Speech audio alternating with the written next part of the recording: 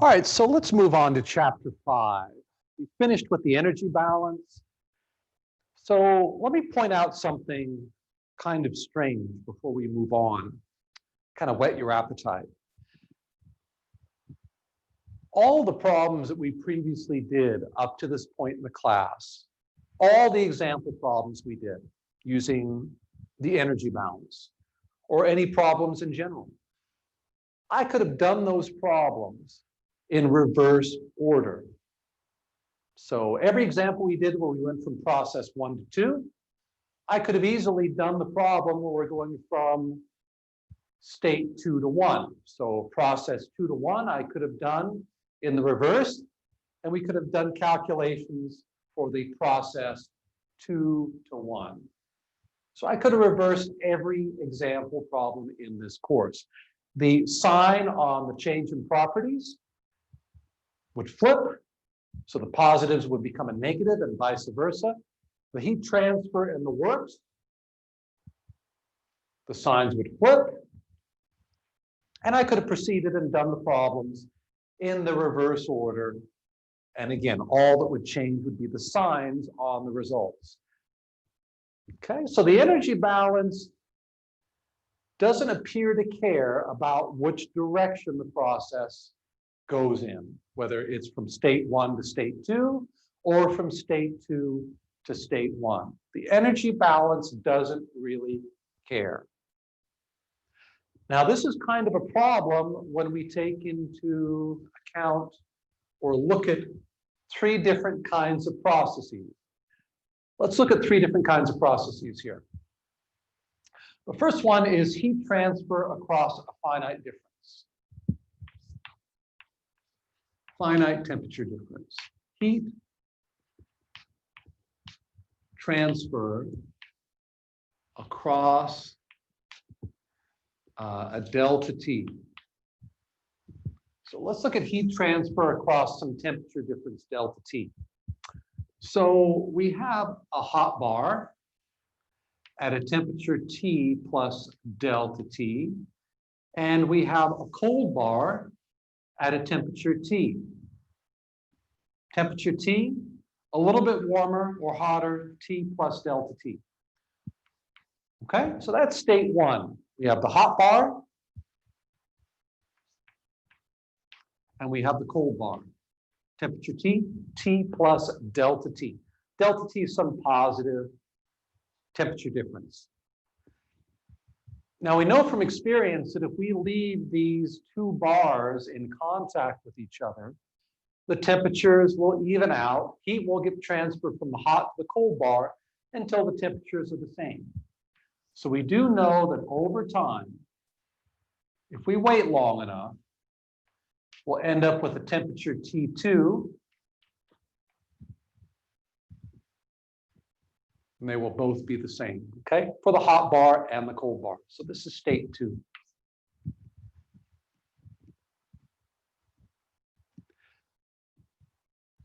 Now, the energy balance doesn't care which direction the process occurs. I can go from state 1 to state 2, which we're all familiar with in everyday life, or the process could go from state 2 to state 1, as far as the energy balance is concerned. The energy balance doesn't care which direction the process goes. But think about it. Has anybody ever seen 2 bars touching each other? Let's assume there's no microwaves around, there's no heat pump or heat engine transferring heat. These are just 2 isolated bars. Isolated bars at some location. You've never seen 2 bars sitting there or a single bar. You've never seen a single bar at some temperature all of a sudden spontaneously get hot on one end and cold on the other. Not without the application of work from the outside or an application of heat transfer from the outside. You've never seen 2 isolated bars or a single bar isolated, no work, no heat transfer from the outside.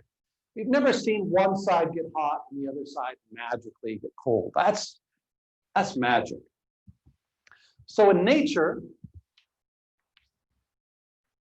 We've always seen this process go from state one to state two, never the other way around. Okay? To go from 2 to 1, well, that's magic. That's magic, okay? So processes involving heat transfer over a finite temperature difference, delta T, are unidirectional in nature. They only occur from state 1 to state 2. Heat only spontaneously, naturally flows from hot to cold, not the other way around. Okay? So, processes which occur in nature naturally are, or if you like, spontaneous. Spontaneous or natural processes. Spontaneous or natural processes. First one is heat transfer across a delta T where delta T is not equal to 0, okay? Maybe I should be a little bit more precise here. Delta T has to be greater than 0, okay? So heat naturally flows from hot to cold across a delta T. This is called a spontaneous or natural process. It's a process that we see in nature. We always see heat flowing from hot to cold and the system going from state 1 to state 2.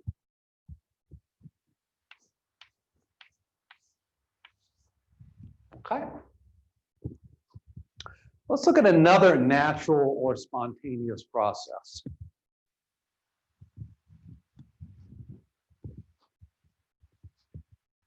What's another natural or spontaneous process? Processes involving friction. Involving friction. Remember the first day of class, we had a table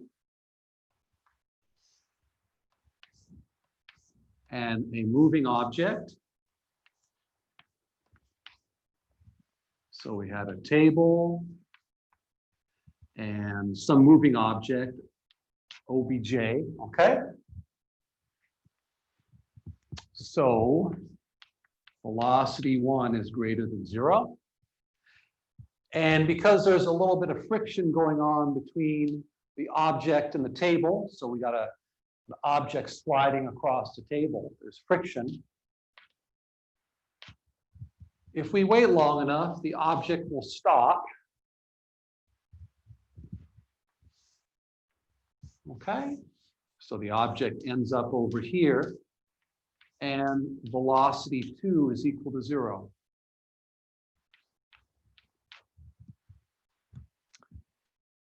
So this is state 2.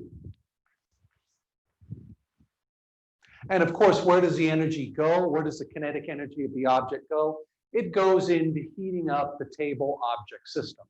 So the table and the object had a temperature T1, and the table and the object had a temperature T2. And in this case, T2 is greater than T1. The kinetic energy of the object got converted into internal energy and heated up the table object system. So in nature, if we don't do any work on the system, if we don't go in and actually move the object, we just isolate it. If we just isolate it, let this object slide across the table, over time it will naturally slow down. So in nature, we always see this situation evolve from state 1 to state 2. Okay? So given the choice between going from state one to state two or state two to state one. In nature, friction always converts mechanical energy, kinetic energy into internal energy. Okay? So in nature, we go from state one to state two. Now, if we somehow went from state two to state one, that would be called, again, magic. Magic. Doesn't happen in nature. Doesn't happen in nature. That would be magic if all of a sudden an object at rest, all of a sudden without any external interference, all of a sudden started moving. Stationary object magically started moving. That would be, again, magic. Nature, moving objects always slow down and stop due to friction. Okay?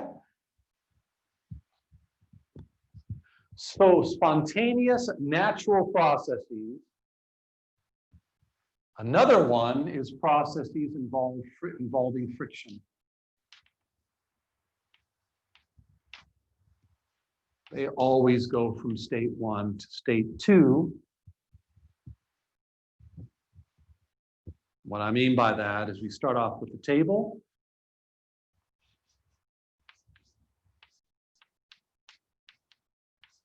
And we always go to the object slowing down and stopping. Okay? So processes involving friction have a natural direction in the real world, and that's for friction to convert mechanical into internal energy. Okay? There's a third kind of natural or spontaneous process, and that is unrestrained expansion of a gas. Seems like kind of a mouthful. Unrestrained expansion of a gas. So heat transfer across a finite temperature difference, processes involving friction, those all go in one direction in the real world. Another one that goes in one direction, another process that goes in one direction, is unrestrained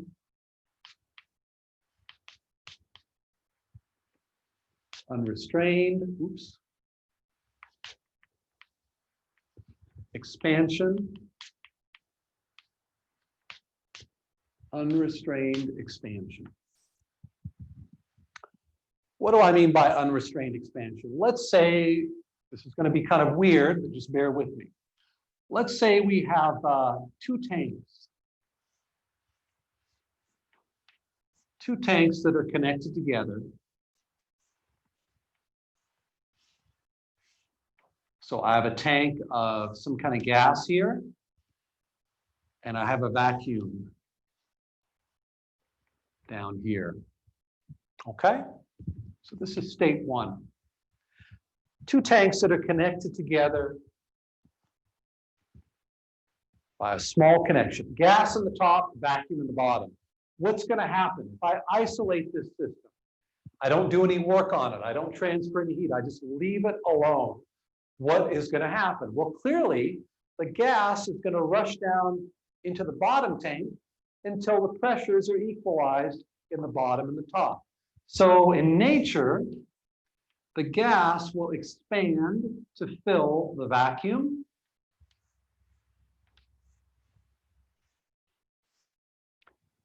So I'll have a gas up here, and I'll have a gas up here, and the pressures will be equalized, okay?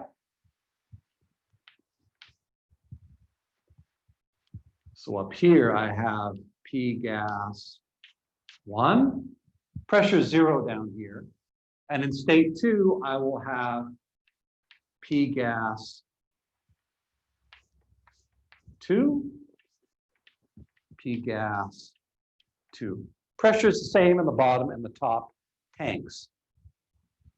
So in nature, this process always goes from 1 to 2. So in nature, we always see this situation occur from state 1 to state 2. We never see a gas or some kind of material, could be a liquid, I suppose, too. We never see a material, let's stick with a gas this time, distributed evenly throughout some kind of space, all of a sudden magically rush to one side of the container or fill a sub-area of the container. We never see a gas spontaneously move to form a vacuum. Okay, we always see gas expand into a vacuum. Okay? So unrestrained, there's no restriction, there's no separation between these two spaces. Unrestrained expansion occurs spontaneously in nature. Unrestrained expansion always occurs from state 1 to state 2. Always occurs from state 1 to state 2, never the opposite. We went from 2 to 1 without doing any work or anything. That would be magic. That'd be magic again, okay? We're not dealing with magic, we're dealing with the real world. So we have 3 kinds of processes. Heat transfer across a finite temperature difference always occurs with heat moving spontaneously from hot to cold. Processes that involve friction always convert mechanical into internal energy or heat. Unrestrained expansion, well, gases always expand to fill a vacuum spontaneously, okay? What I mean by spontaneous here is without any external interference. I could do work to pump gas out of the lower tank into the upper tank. I could connect a pump or a compressor to that system and suck all the gas out from the bottom, but I'd have to do work to do that. I'm not talking about work. There's no W here, okay? Spontaneous process in nature. Heat transfer across a finite delta T, processes involving friction and unrestrained expansions, okay? Okay, let's look at a little handout that I have posted here. Let's go over some terminology. Oops. I'm going to change the view here. Hold on a second.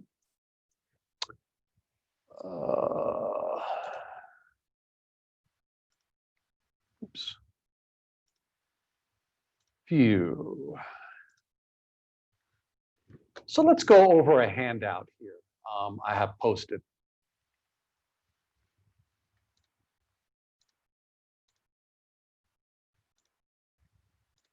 So I posted on Canvas terminology, relevant terminology that will be applicable to the second law of thermodynamics. This stuff here, I hope, is whetting your appetite for some of these concepts. The first one we can look at here, let's go to the second page. Spontaneous processes. Let's read this over. You can think about spontaneous means occur in one direction only in nature. That's what the term irreversible means. That's what the term irreversible. Spontaneous or irreversible processes. Processes which in nature move a system to from an initial to a final state, but not in the reverse. So in nature, a spontaneous or irreversible process occurs in one direction only. Another version of this, let's read the second definition. An isolated system moving from an initial state A to a final state B is said to undergo a spontaneous process A to B if the reverse process B to A does not naturally occur. Okay, so these are word definitions of the pictures that we just drew a moment ago for a spontaneous process. Another way of describing a spontaneous process is referring to the arrow of time, the direction of time. The three processes that we just talked about: heat transfer across a finite delta T, unrestrained expansion, process involving friction. They occur in one direction only over time in the real world. So right here, where you got this nice big space, why don't you draw the three processes we just listed? Heat transfer across a finite delta T, process involving friction, and unrestrained expansion. Draw those situations. Start with the original state 1 and go to state 2. Draw those three situations, and you will have a pictorial representation of three spontaneous, irreversible processes. So take a moment, pause the video here, pause the video, and draw in the three processes. Unrestrained expansion, process involving friction, in this case, a object moving across a table, and then have the heat transfer, which I just erased from hot to cold. Those are all spontaneous or irreversible processes. Sketch those in the space provided in your nomenclature handout.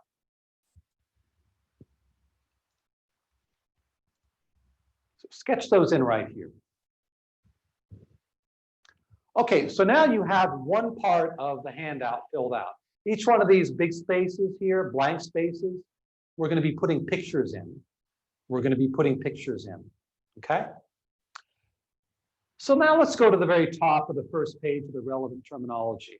Let's define a brand new term. We've talked about irreversible or spontaneous processes. Let's talk about reservoirs. Again, what are the three spontaneous or irreversible processes we looked at? Well, heat transfer across a finite temperature difference, unrestrained expansion of a gas, and processes involving friction. Those are three irreversible or spontaneous processes. They occur in one direction only in nature. They give us a clue as to the arrow or the direction of time. Let's define a reservoir, brand new topic. Reservoir. Okay, what's a reservoir? Well, let's look at the definition here.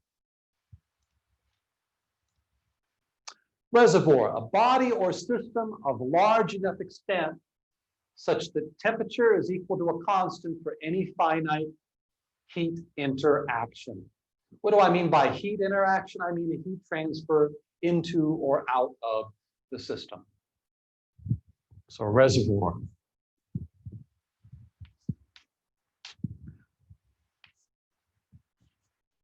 So I add heat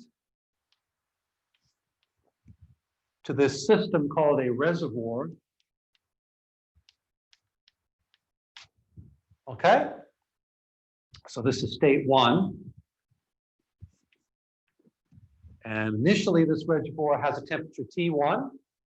So I add a certain amount of heat and I end up at state 2. T2 is approximately equal to T1. It's constant if I have a reservoir. What that simply means is the reservoir is a huge system. It's so big that for any reasonable heat transfer, temperature is approximately constant. When you transfer heat to a system, the internal energy, let's say a closed system, the internal energy goes up. Well, this thing is so massive. There's so much mass in this reservoir that delta T from 1 to 2 for the reservoir is approximately equal to 0. So T2 delta T from 1 to 2 is approximately equal to 0. In other words, T is constant. T is equal to a constant for the reservoir.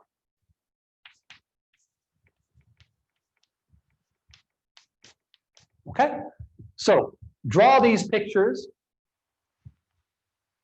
Draw these pictures illustrating the concept of a reservoir. A large system such that for any finite heat transfer or any reasonable heat transfer, temperature is approximately equal to a constant or equal to a constant as far as we're concerned. Okay? So that is a reservoir. Put that picture of a system, a big system, so big, any finite heat transfer doesn't change the temperature. Cyclic process. We've already talked about a cyclic process. Well, let's go back here and again remind ourselves what a cyclic process is. So what's a cyclic process? We have a system. What's a cyclic process? We have a system that moves along some process or path.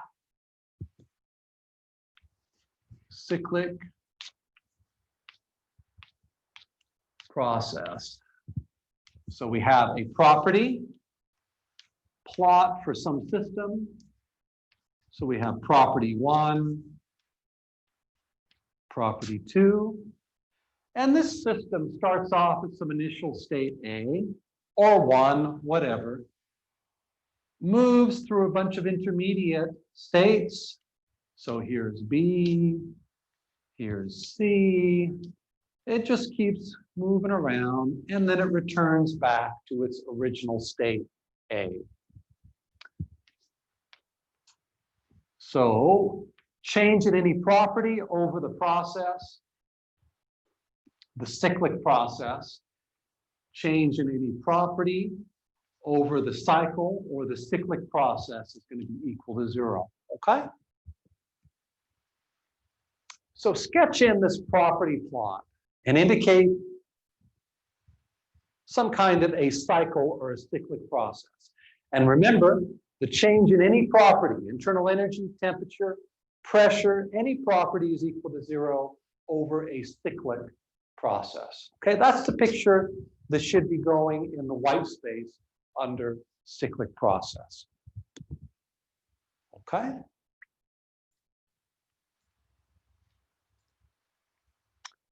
Efficiency.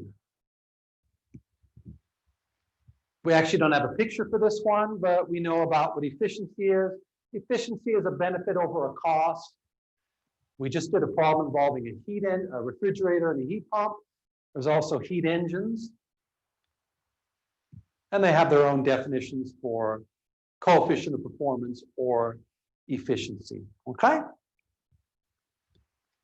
The universe. What is the universe? Well, the universe is everything.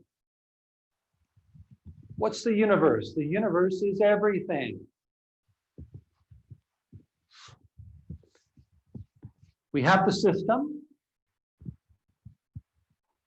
We have the universe, which is everything.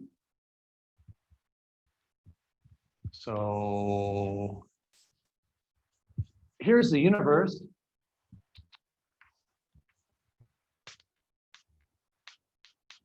There's the universe right there. It's everything.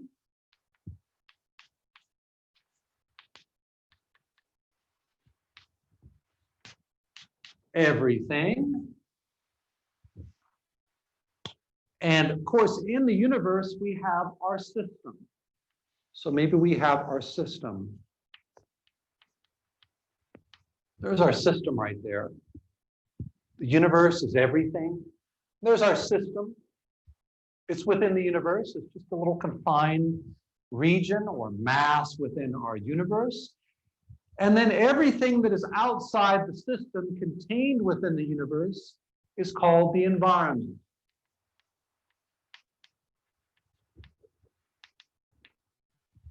So the environment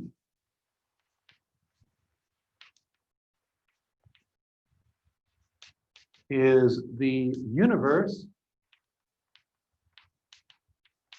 minus the system. The universe is everything. The system is here within the universe, a small part of the universe. What is left over is the environment. It's what's outside the system. The environment is outside the system. It's the universe minus the system. Okay? So you have, I think, a couple here you can fill out at this point. The universe, the environment. Okay, so draw the same sketch here. Put in your system. Everything outside of the system is the environment. So the environment is external to the system. Okay? Okay, so we've talked about reservoirs, cyclic processes, the universe, the environment now, spontaneous, irreversible processes. By the way, what's this about? Reversible processes. An isolated system moving from an initial state A to B is said to undergo a reversible process if the reverse process B to A can occur naturally or spontaneously. What do I want you to put down here? Just write processes that don't involve friction, unrestrained expansion, or heat transfer across a finite delta T. In other words, processes that don't have any irreversibilities are reversible. Okay, so for the bottom one,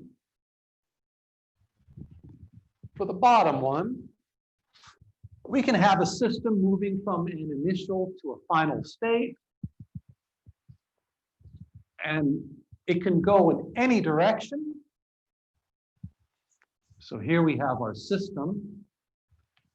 It's going from state 1 to state 2.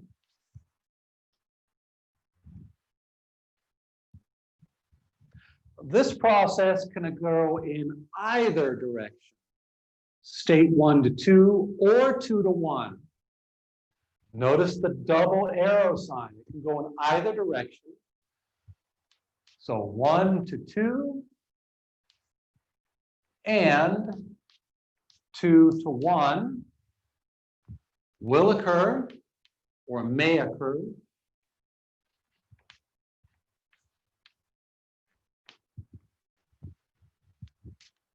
if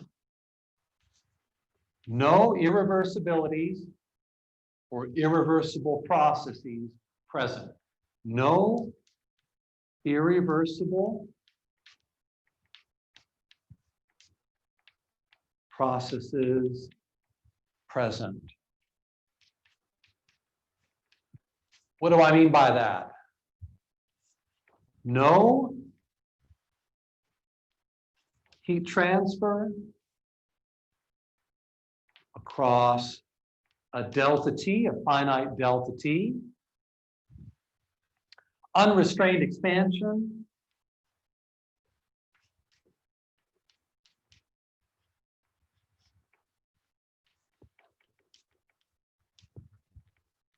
Expansion. And no friction.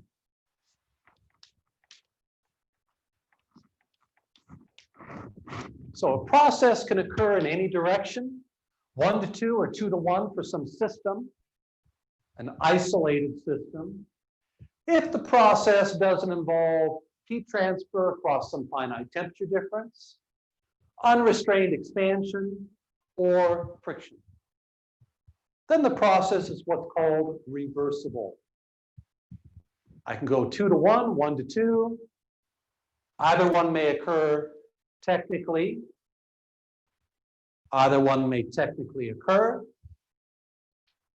And these processes that can go in any direction must not have heat transfer across a finite temperature difference, unrestrained expansion, or must not include friction.